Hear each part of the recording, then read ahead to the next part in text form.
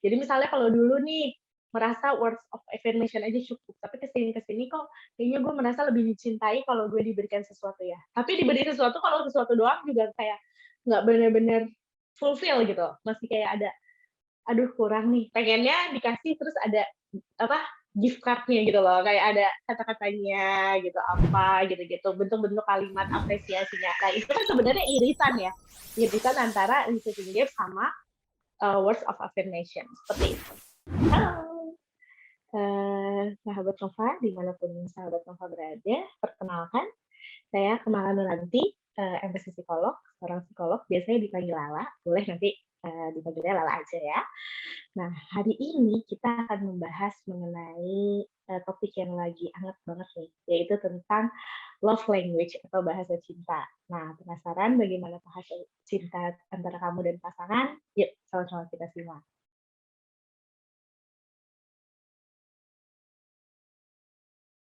Balik lagi ke konsep dasarnya love language itu sendiri. Love language itu sendiri kan komunikasi ya.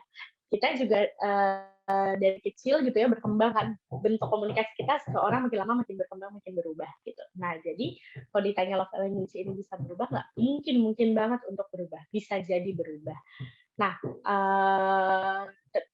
faktornya apa? Balik lagi ke yang tadi, ada experience tertentu misalnya. Misal nih, dulu pernah punya pengalaman pasangan yang kasih words of affirmation, tapi ada bad experience-nya di baliknya sehingga ngerasa kalau berarti nggak benar-benar disayang kok aku dengan cara words of affirmation ini, akhirnya bergantilah atau bergeraklah gitu ya si bahasa cintanya ini dan sebagainya kayak gitu.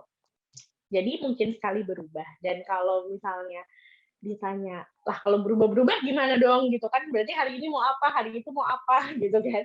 Nah, perubahan ini nggak sedrastis itu dan nggak sesingkat itu. Jadi karena ini faktor pemengaruhnya utamanya adalah personality kita kan cenderung menetap ya gitu ya dari dulu. Kalaupun ada perkembangan itu pergerakannya itu nggak drastis gitu langsung switch gitu kan, enggak. Jadi mungkin berubah, tapi perubahannya pun biasanya masih ada warna-warnanya. Jadi kayak tadi kan biasanya saya kasih contoh, umumnya biasanya orang punya dua yang dominan.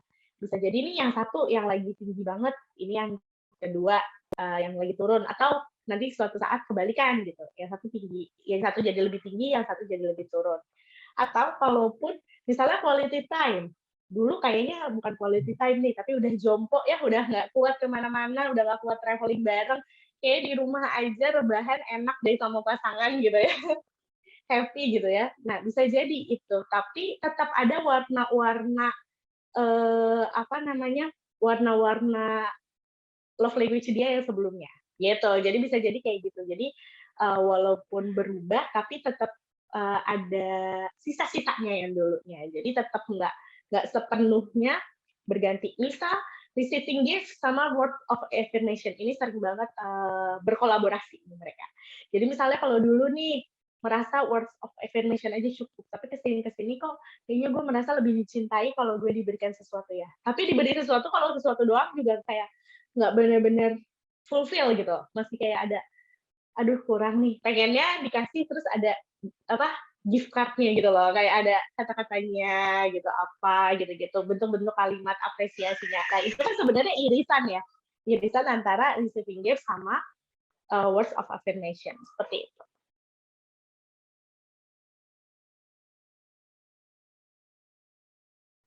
Menarik pertanyaannya. Jadi memang pandemi ini kan apa ya, suatu situasi nggak enak ya untuk semua pihak, itu nggak enak, dan ini tuh major problem lah, bisa dibilang gitu, major problem. Nah tadi mungkin sempat kita omongin juga kalau biasanya love language itu bisa berubah tapi nggak drastis kalau situasinya normal. Nah sedangkan pandemi ini kan situasi yang abnormal, kita dituntut untuk memenuhi segala perubahan yang drastis dengan cepat gitu ya, mengubah kebiasaan dengan cepat, beradaptasi dengan situasi baru dengan cepat, dan ini tuh triggering banget gitu, baik physically, mentally, emotionally ya kan, sangat triggering banget untuk kita. Jadi nggak cuma keberadaan virus ini tuh nggak cuma menyerang aspek kesehatan kita, fisiknya doang, tapi juga ada emosional di situ, ada finansial di situ, dan sebagainya. Jadi apakah mungkin ketika pandemi ini berlangsung, yang sebenarnya nggak terasa mungkin ya, tapi udah lama loh kita pandemi ini 2 tahun.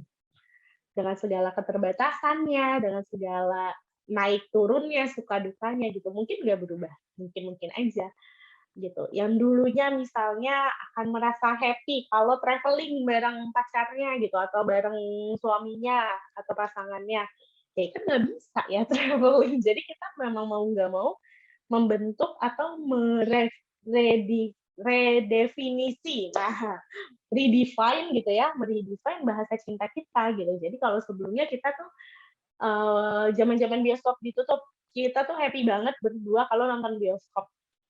Tapi ternyata nggak bisa. Oh, berarti kan kita harus redefine itu, kita harus reframe.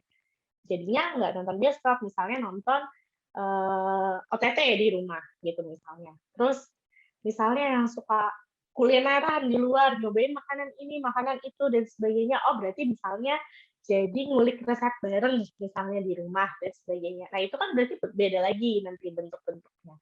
Tapi tetap biasanya ada satu core yang sama gitu, tetap ada satu basic yang sama gitu, walaupun secara bentuk perilaku nanti ekspresinya jadi berubah gitu.